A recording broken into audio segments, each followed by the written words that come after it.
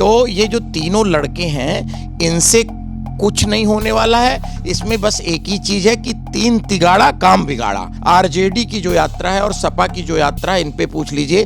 खुलेआम बूथ लूटना, बूथों पर कब्जा करना, जबरदस्ती गुंडई करना, बक्से में पानी डालना।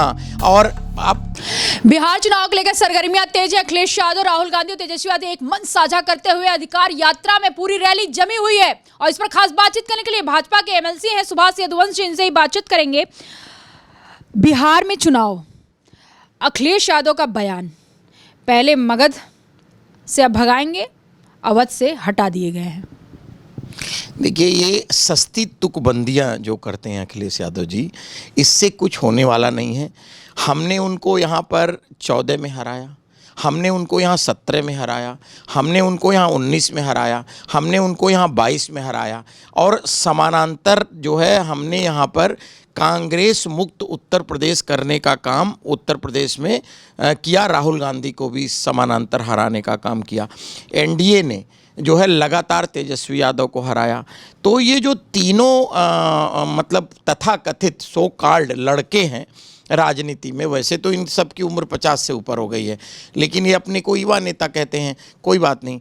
तो ये जो तीनों लड़के हैं इनसे कुछ नहीं होने वाला है। इसमें बस एक ही चीज़ है कि तीन तिगाड़ा काम बिगाड़ा।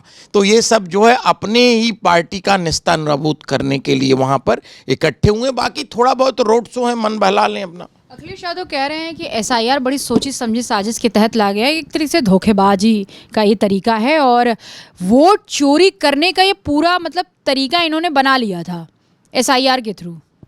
नहीं, देखिए, पहले तो जनता जानती है कि कैसे समाजवादी पार्टी और वहाँ पर आरजेडी के शासनकाल में और 50-60 साल तक कांग्रेस के शासनकाल में, अब आप सरदार वल्लभ भाई पटेल से उठा करके देख लीजिए और आप केवल गूगल कर लीजिए या किसी व्यक्ति से 50 साल की यात्रा पर कांग्रेस की पूछ लीजिए और आरजेडी की जो यात्रा है और सपा की जो यात्रा है, इन पे पूछ लीजिए।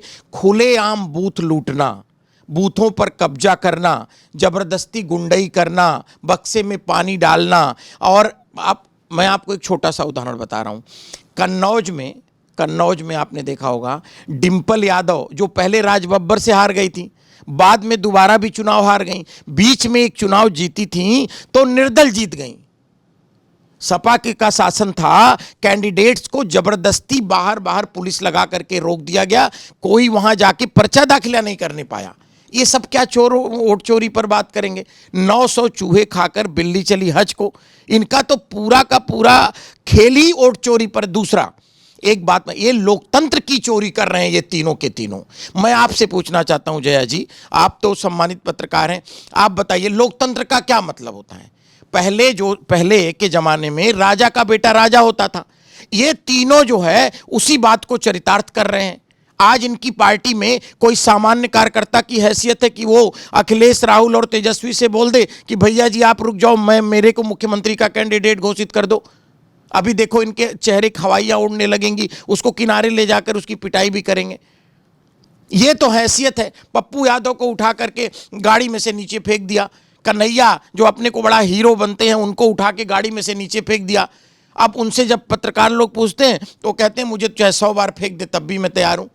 तो ये अस्तर राजनीति का वहां पर आ गया है। इन सब की रैली में आपने देखा क्या अस्तरहीन घटिया राजनीति। माननीय प्रधानमंत्री जी के परिवार के बारे में ऐसी ओछी टिप्पणी इनके मंच से की गई, अभी तक इन दोनों लोगों ने माफी नहीं मांगा।